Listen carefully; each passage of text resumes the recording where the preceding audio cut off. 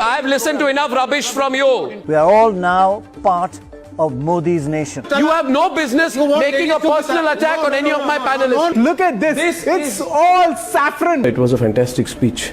Thank you. There was a lot of humor. Is India's media facing a credibility crisis?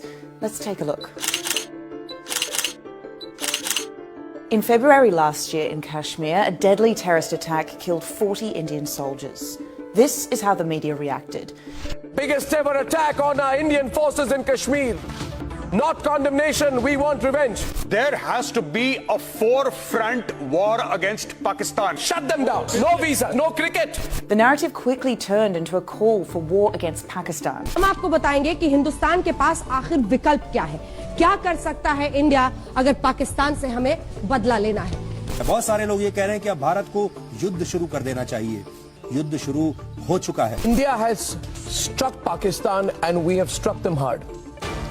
And most importantly, we have struck them straight in the face. It's not just Kashmir. In June, the government froze state advertising to several newspaper groups, something senior executives at the papers claim was in retaliation to reports they published that criticised the government. We are supposed to question the people in power. But what has happened in the past 5.5 years is that the media has become a stooge of the ruling government. They have stopped questioning the ruling government, and to make matters worse, they have been propagating the divisive and even the negative agenda of the ruling party. A string of high-profile resignations at ABP News last year laid bare the extent of the pressure journalists are under. You would say something on air, as an anchor or as a journalist, or if you wrote something on Twitter, they would kind of pressurize you in different ways. There was a person called Nripendra Mishra in the Prime Minister's office, and he would actually make calls to the proprietors, to the editors, and of course, point out something that the government was not very comfortable about.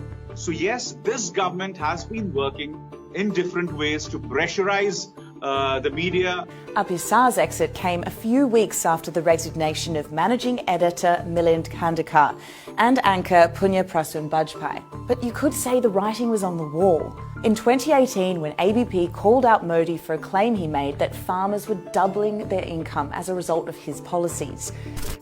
और पहले की तुलना में आय कितनी बढ़ गई आपकी? अभी 2 गुनी हो गई है सर। अच्छा, और जो महिलाएं आपके साथ काम कर रही हैं, उनकी आय भी बढ़ गई होगी? जी sir.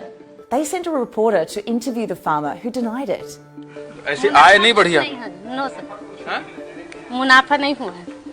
After leaving, Bajpai wrote an expose detailing the extent of censorship. From being told not to take Narendra Modi's name on my show or show his image on any program critical of the government, to a sinister blacking out of my show Masterstroke, what happened was nothing short of censorship. He goes on to say, the message, sharp and clear, to every news channel was this: go against us and your business will suffer. Threats and violence is becoming a new normal for journalists in India. Around 50 have lost their lives within the last 12 years. The country has slipped in the World Press Freedom Index to 140 out of the 180 countries listed.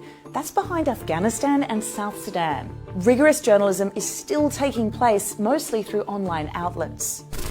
I am, in a way, doing 5 shows for 2 digital platforms. Because digital platforms, the kind that I work for, one is called NewsClick and the second one is called HW News, and even other digital platforms, whether it's The Wire, whether it's The Quint, they are the ones who are doing actual journalism. As I said, mainstream news channels, whether news papers or TV news channels, are under a lot of pressure from the ruling government. But a lack of viable funding models means the future of these portals hang in the balance. And with a deficit of critical voices to hold the powers that be accountable, there's plenty at stake. Will a lack of media freedom lead to the death of democracy in India?